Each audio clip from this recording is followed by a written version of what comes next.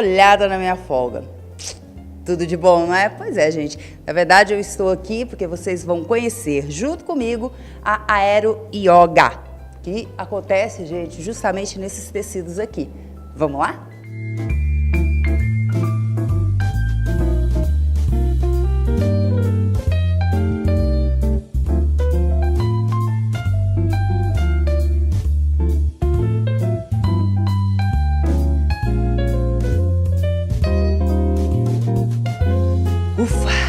Pois é, gente, uma prática completamente diferente. Quando a gente vê esse tecido, a primeira coisa que a gente acha, Adri, é que ele não vai aguentar a gente. Nada, aguenta bastante peso. Sim, ele aguenta bastante. O tecido ele aguenta 350 quilos e as cintas, né, o olhau e o mosquetão também mais 500 quilos. Uma outra coisa, gente, que quando eu comecei a fazer aqui, eu até na minha passagem de abertura eu brinquei, né? Falei, oba, voltei a ser criança. Não é tão simples assim. É a mesma filosofia, requer muita concentração, a respiração, a força. Isso mesmo, requer a respiração, a concentração, o equilíbrio. Aqui a gente foca bastante o equilíbrio e também a fluidez no movimento, né? Hoje foi uma experimental sua, foi um pouquinho diferente, mas a fluidez também ela acontece dentro do Aero Yoga.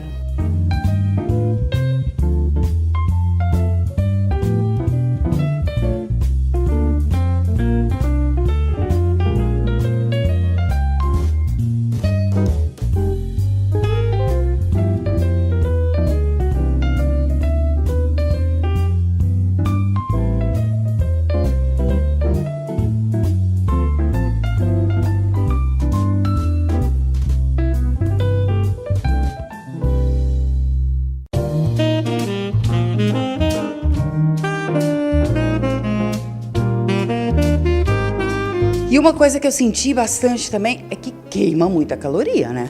Sim, ela queima caloria porque a gente faz muito esforço físico, né? Ela trabalha muito a musculatura, o fortalecimento e muito alongamento. E ela tem o mesmo tempo de duração de qualquer outra prática da yoga? Aqui no nosso estúdio a gente coloca 75 minutos de prática, normalmente pode ser 1 hora de prática, porque como ela é muito intensa e tem bastante posturas com a cabeça para baixo, às vezes o aluno não aguenta, né? Então tem que ser entre 1 hora a 75 minutos. Olha, eu vou usar eu mesma como exemplo para vocês aí de casa. Eu achei no começo que eu não ia conseguir fazer, mas aí faz toda a diferença. A Adri, que veio aqui, né, e deu essa força como professora e tudo, isso acontece com o aluno, o iniciante, para todo mundo igual, né? Sim, qualquer aluno pode começar, não importa se o grupo já está em andamento, né?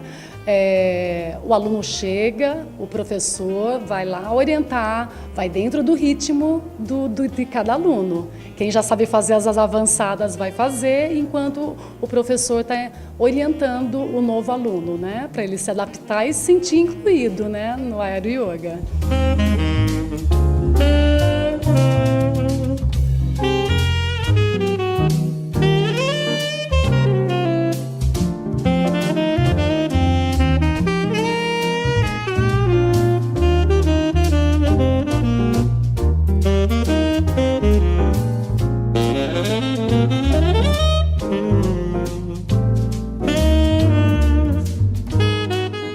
Uma coisa que é legal, que é assim, a gente fez as posições durante a aula toda, né?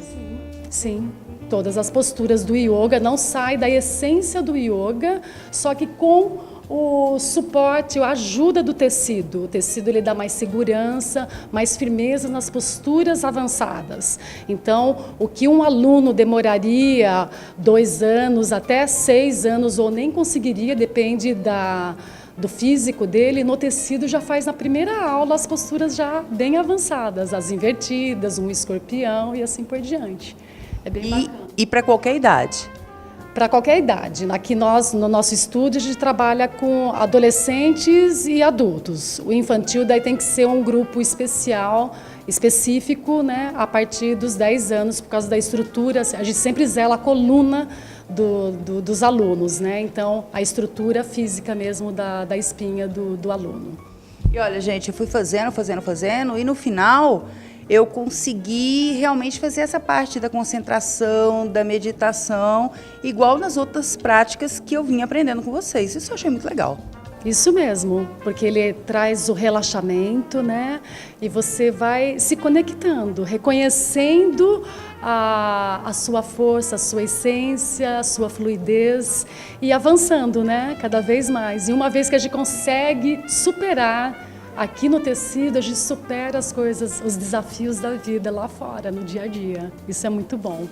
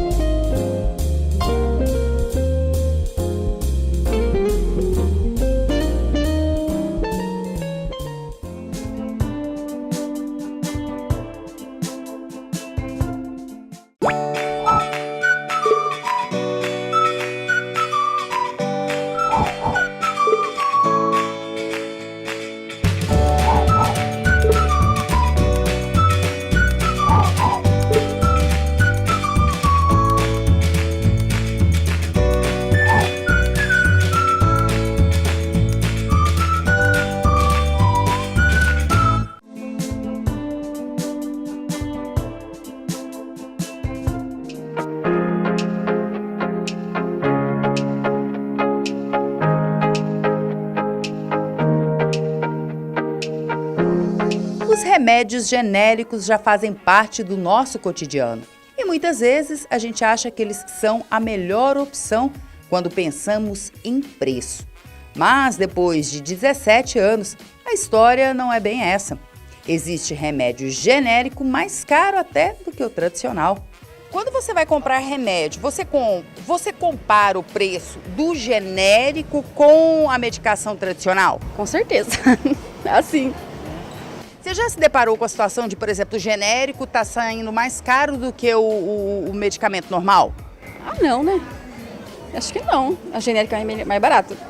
Mas você chega a perguntar algumas vezes ou não? Já pega o genérico e fala, não, esse aqui é mais barato? Eu chego e peço remédio, eles me oferecem genérico. Tá. Mas você não termina perguntando se tem mais barato do que o genérico? Não. Não. E quando o balconista te dá uma medicação de um laboratório, existem outros laboratórios. Você chega a perguntar para ele, fala assim, tem outro laboratório com preço melhor ou não, é aquele lá? Não, eu pergunto. Ela fala assim, é o mesmo laboratório ou diferente, mas é a mesma coisa. Quando a senhora vai na farmácia comprar uma medicação, tem lá o remédio genérico e tem o comercial. A senhora faz uma comparação de preço entre os dois para saber se realmente o genérico tem preço melhor? Faço sim, com certeza.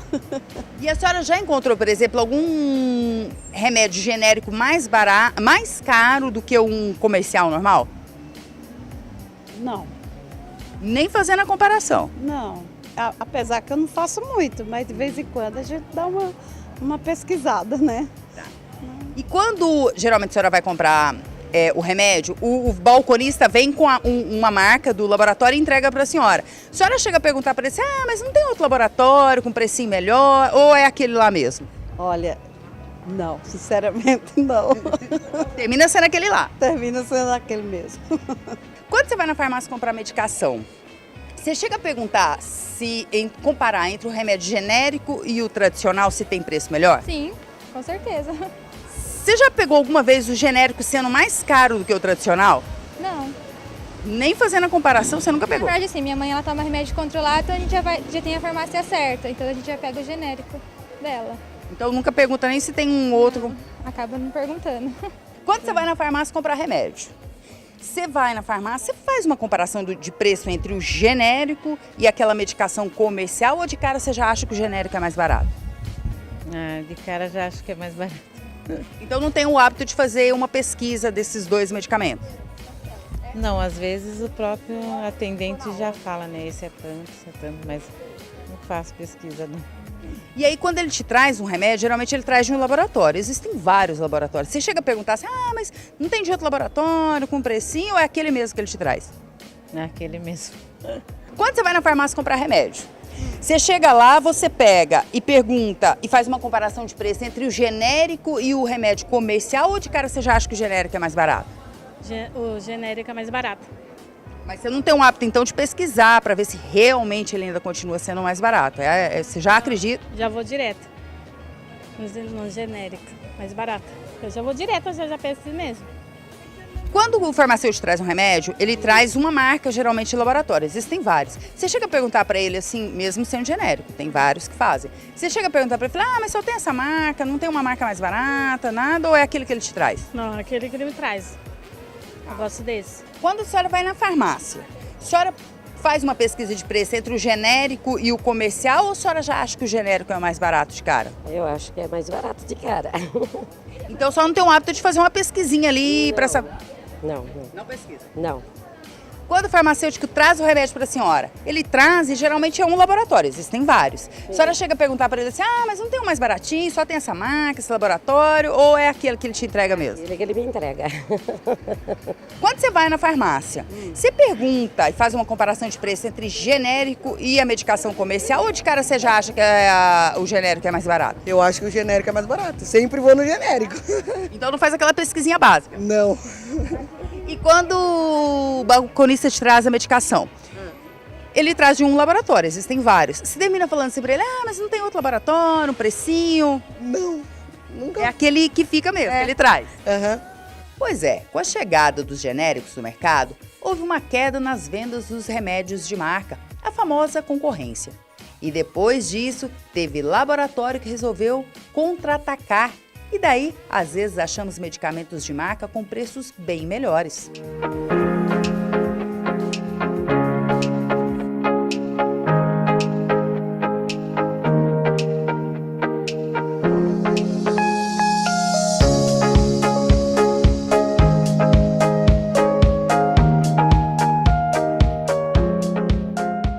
Pois é, e depois de fazer tanto tempo parte da vida dos brasileiros, a gente resolveu vir falar do assunto dos genéricos, porque quando eles começaram a existir na nossa vida, a proposta era bem legal, né? Era uma questão de preço, é isso, Albino? Isso, era uma questão de preço. Os medicamentos genéricos, ele veio para abaixar o custo dos medicamentos de uso contínuo das pessoas.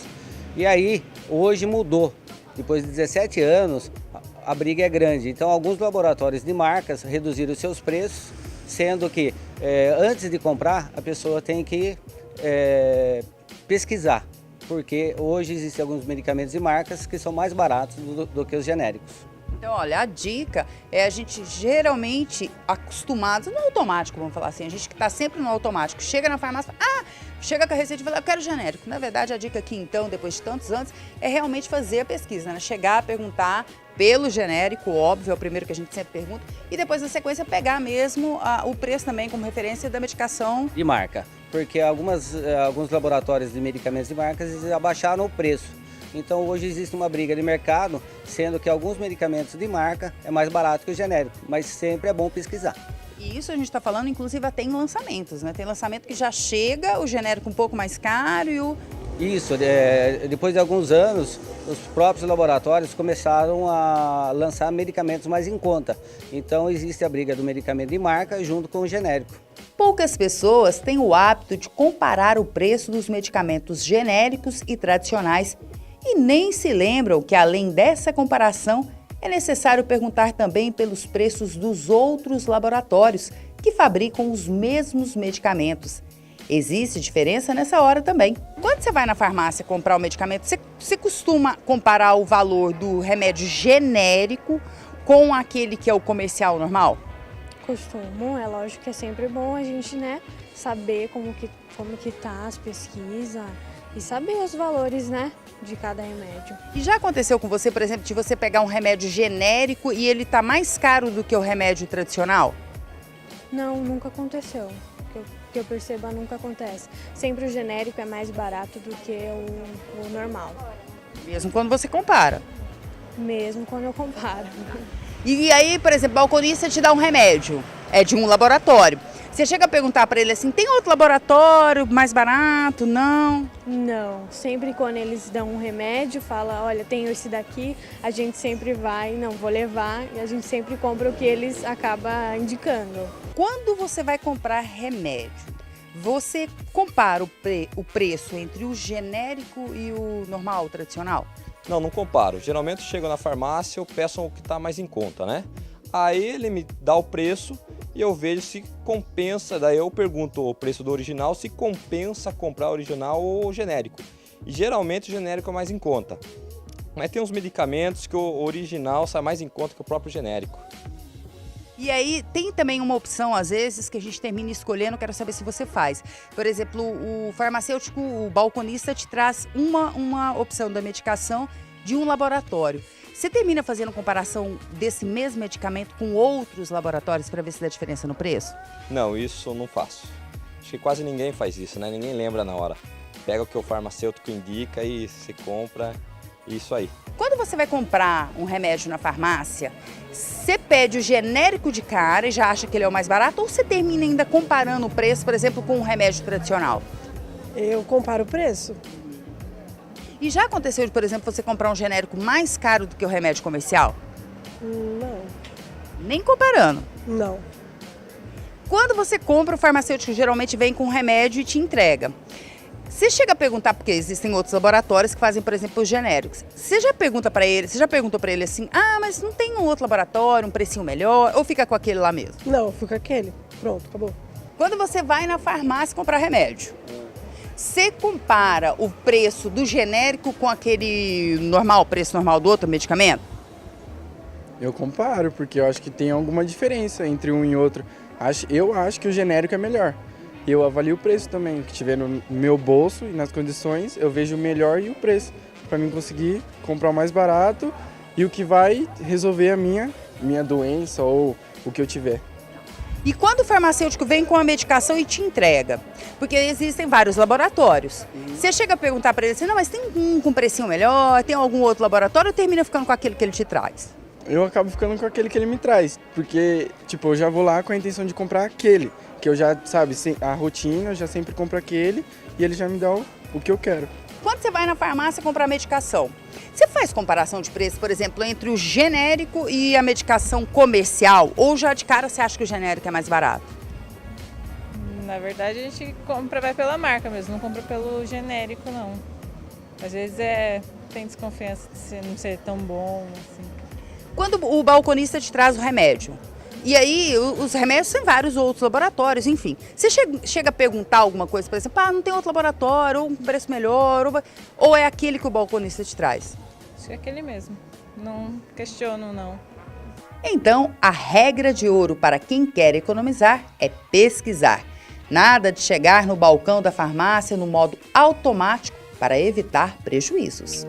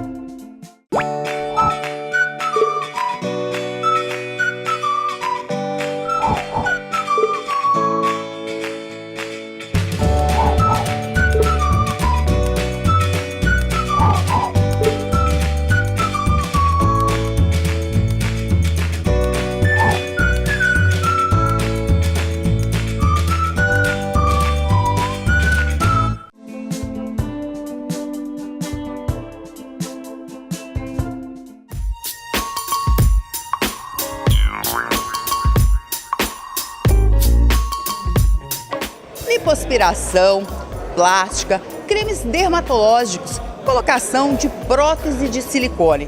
Tudo isso parece fazer parte do universo feminino, né? Pois é, mas além do universo feminino, os machos de plantão também estão de olho na estética. Matheus, você se considera um homem vaidoso? Sim, considero bastante. O que você faz? Olha, ultimamente eu faço bastante a sobrancelha, cabelo, unha, faço bastante. Que eu acho assim, não é uma coisa ruim que muitas pessoas levam pro lado machismo, que homem não pode se cuidar, entendeu? Eu acho muito importante um homem se cuidar. Porque, é questão de higiene, né? Dá uma olhada. Ó, cabelo bem cortadinho, na moda, corte moderno. Vira aqui, Fabrício, deixa eu mostrar aqui pro Gé, ó, brinco, barba é bem feita, extremamente bem alinhado. Com toda certeza absoluta, eu tô falando com um homem vaidoso. Fabrício é vaidoso? Sim, vaidoso sempre. Gosto de ser vaidoso, gosto de fazer a barba, me arrumar bem para poder sair, tá bonito onde eu vou. Eu trabalho com clientes também, tem que ficar bonito. Então quer dizer que assim, a estética é uma coisa que vai além só daquela coisa de estar bonito. É uma apresentação, tem a ver com o mercado de trabalho, com o dia a dia, com saúde, com tudo. Sim, lógico.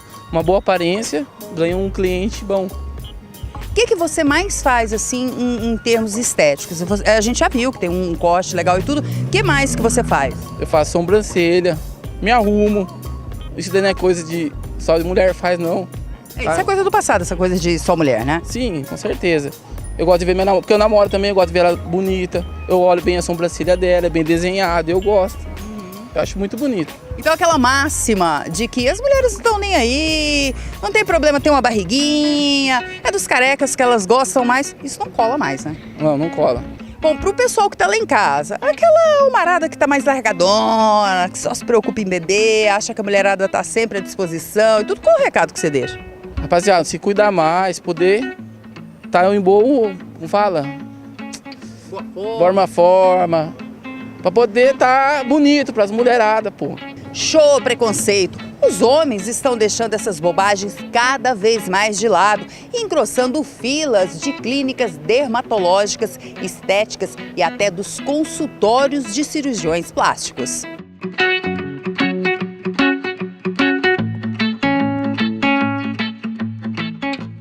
Então, aquela máxima é dos carecas que elas gostam mais. Atualmente não faz nenhum sucesso.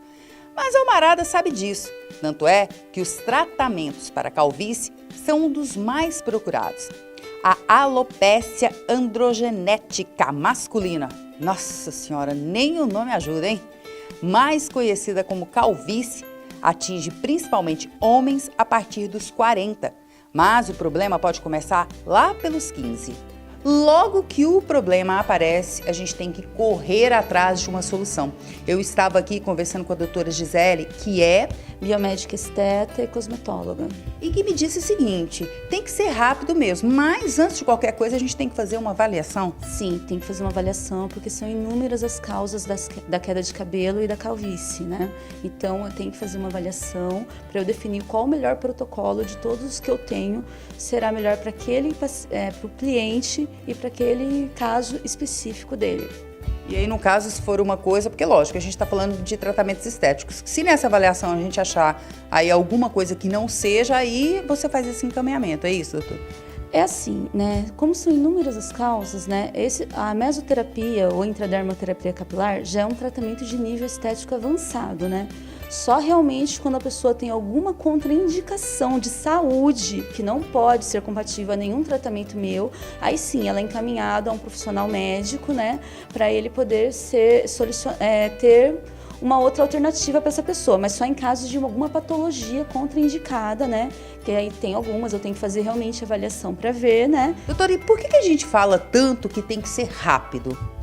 Porque assim, né, a partir do momento, ainda mais os homens, a alopecia é muito frequente com relação no público masculino. E, né, conforme a faixa etária de idade, pode começar cedo, pode começar um pouco mais tarde. Então, assim que começa a queda capilar, é interessante sim a pessoa vir procurar ajuda, porque cada vez mais aquilo vai se instalando, vão ficando mais, digamos, visíveis os danos causados pela queda de cabelo, né? Então vai se tornando um pouco mais longo o tratamento após. Também o tratamento acaba ficando mais longo, pode ficar mais difícil, mais demorado os resultados.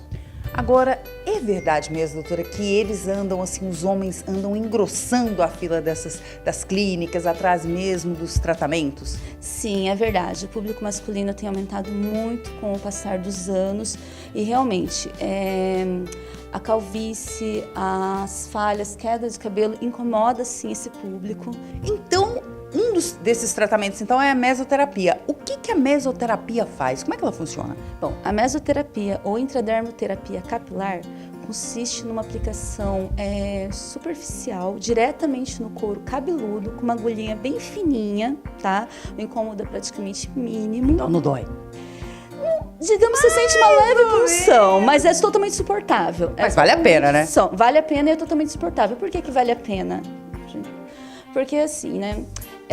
Nela, o que nós aplicamos? Nós aplicamos fatores de crescimento, aplicamos vitaminas, né? Que vão fazer uma vasodilatação local, melhorar a oxigenação dessa região. E com isso, os cabelos começam a crescer mais grossos, nascem novos cabelos, impede a queda, para com a queda capilar, né? É muito mais eficaz, que embora tenhamos muitos hoje em dia tratamentos no mercado, tenhamos muitos produtos, loções, shampoos, né, vitaminas, via oral também, aplicar diretamente no couro cabeludo, porque ali eu não vou ter praticamente perda nenhuma de produto, né? Não vai ter, a síntese é totalmente ali na região. E agora, de quanto em quanto tempo a gente deve fazer esse tipo de aplicação? Bom, hoje em dia eu trabalho com diversos tipos de mesclas, né, próprias para mesoterapia capilar. Então, geralmente elas são aplicadas uma vez na semana, podem ser aplicadas com intervalos de até 10 dias, mas geralmente é uma vez a semana que se aplica.